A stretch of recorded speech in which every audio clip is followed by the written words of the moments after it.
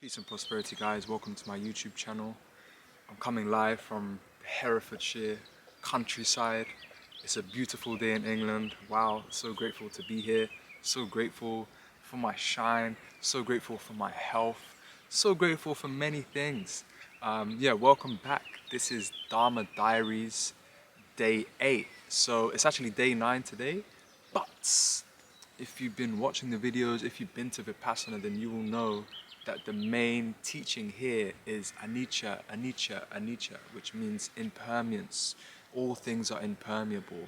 Change is the only definite in life. Everything is constantly changing, shifting, and moving. So, along with that principle, that caravan, that motorhome that I was filming in every evening and chilling at in the daytime on my phone if I had a little break, is gone. Someone has moved in there, someone who's doing long-term service, working in the gardens. He's moved in there, and yep, I just had to accept that that was the reality.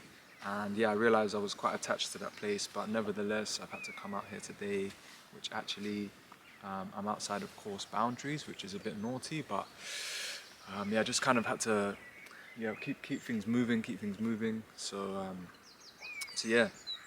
What I'm going to talk about is what happened yesterday, because not only that change happened, something big happened, guys, and I'm going to have to get this one off my chest because I don't know if you saw my energy in the last few videos, but I was really like smiling and like pumped up and like I was feeling really good, and there was a reason behind that. There's a reason, and basically, let me try and break this down. There was a girl. It's always a girl. So this girl, she came to do some service, and as soon as I saw her, I was like, oh, I was like, wow, wow, wow, oh my days. This is a monastic place. You know, it's not a temple, but it's like, it's along the same sort of like spectrum as a temple. This is a holy place. The people are doing the work. There's rules and regulations. There's segregation of men and women. I didn't come here, fishing for females or nothing like that. I'm doing the work. But yeah, when I saw this female, oh my days, I was like, wow, wow, wow, like, wow, she meditates, wow, that's incredible. Like, she was, anyways, and I didn't, well, I was gonna say I didn't think too much of it, but like, I was kind of mesmerized, I can't lie. To be honest, guys, I'm mesmerized by all females that meditate. Like, for a girl to say she meditates is cool, but when you actually see girls meditate, like for me, that's like the most attractive thing. The fact that they're doing the work and like they're going deep and they're on that journey. That's really the most attractive thing for me. But this one in particular, when I say that this girl, she was sculpted by the gods. You see in the Bible when it says in Genesis when the Nephilim, I think the Nephilim came down and basically another race, not human race, came and they mated with the sons of men, the daughters of men, sons of men, the daughters of men or something like that. Basically saying that the woman was so divine, and basically when these other beings came, they mated with them and kind of created a species. And I'm not talking no abstract stuff. Look up Genesis. Is it something 4:6 or something like that? I don't know. But if you read the start of Genesis, it says that that basically these other beings came and they mated with humans because the woman is so divine. Yo, she would be one of them. Like she was literally like I said, sculpted by angels, like so divine, like. So obviously I'm not getting a chance to like, I don't know, I just felt this kind of like, I don't know what it was. I kind of, I couldn't speak with her basically. Like there was never a chance because I'm working, I'm doing my thing, course manager, I'm really busy. She's doing what she's doing. I was trying to inquire about her and then like I wasn't really getting like any answers. I was like just really like fascinated by this girl. And I think after 4 days I eventually got to speak to her. Just very briefly because it's like we shouldn't be too much. Of course we're allowed to talk to each other like during over lunch or something like that. And from that moment we spoke, I can't lie, she was in my mind all day, all evening. I was trying to meditate and I was just thinking about her like I was basically 2 days now. So yeah, not yesterday, the day before yesterday, the day before. So I spoke to her. And we had a little two encounters, and yo, I was just so mesmerized, and I had so many questions that I wanted to ask this girl. I had so many questions, and I actually saw a lot of my own behavior in her, and I felt like that's what I was attracted to, that I kind of saw myself in her. And yeah, I just had so many questions for this girl, but there just wasn't any opportunity. So after that second time, and like, trust me, my meditations were like, yeah, there was a lot of passion arising, and I did ask myself, yo, bro, is this lust? Are you just lusting over this divine female? Are you lusting? And the answer came that no, but obviously there was an element of lust, because she is divine. I'm a man. At the end of the day, but there must have been something more, because this was so intense, and I can't lie, it took me.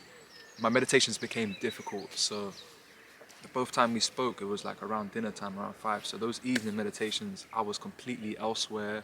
I was thinking about her, and in the practice, this is why I'm talking about this, because I learned a lot. And basically, when I was thinking about her or something like that, I was, having good sensations throughout the body, and I was like kind of craving these sensations. So, if the practice, it's, craving and aversion, and if we keep reacting to these sensations, then we keep generating more and more reactions. So we need to approach things with a balanced mind, with an equanimous mind. I wasn't. I was just like generating all of these kind of feelings and stuff like that. And anyways, after those 2 days, I was like, right, I need to do something about this, man. I'm feeling so strong. I've never felt this way before. Maybe because, like I say, we're in an institution where there's segregation and blah, blah, blah.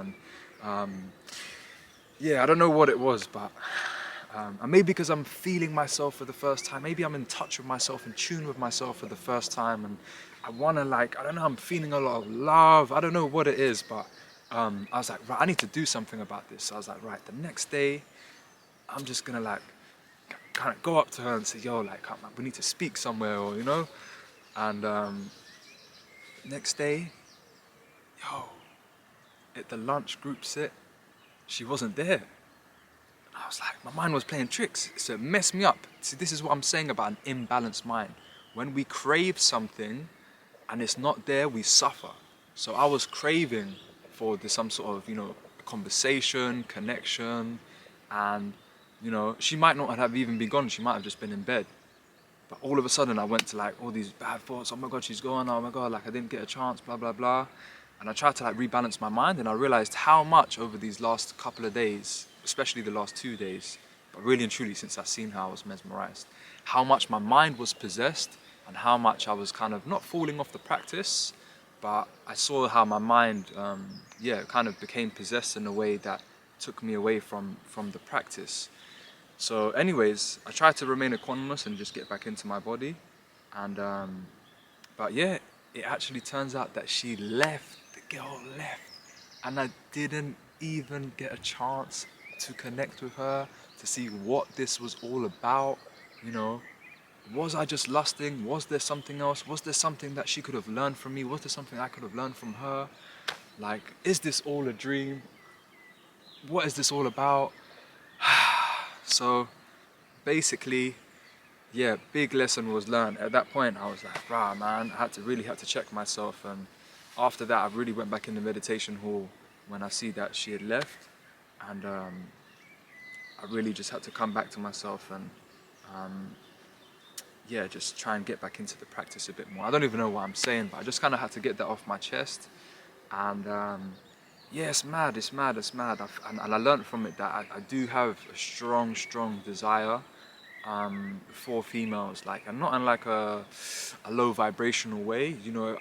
I had a massive blockage with females my whole life. I've got the mother wound, so I've been void of like touch and intimacy and stuff like that my whole life. And the more I'm coming into myself, the more I think I'm breaking down those walls, and I want to allow this kind of energy in my life. So I think it was natural that when I saw, this goddess, like, who's working on herself, and it's not to say she's perfect, she's obviously got flaws like everyone else, not putting her on a pedestal, but there was something about her.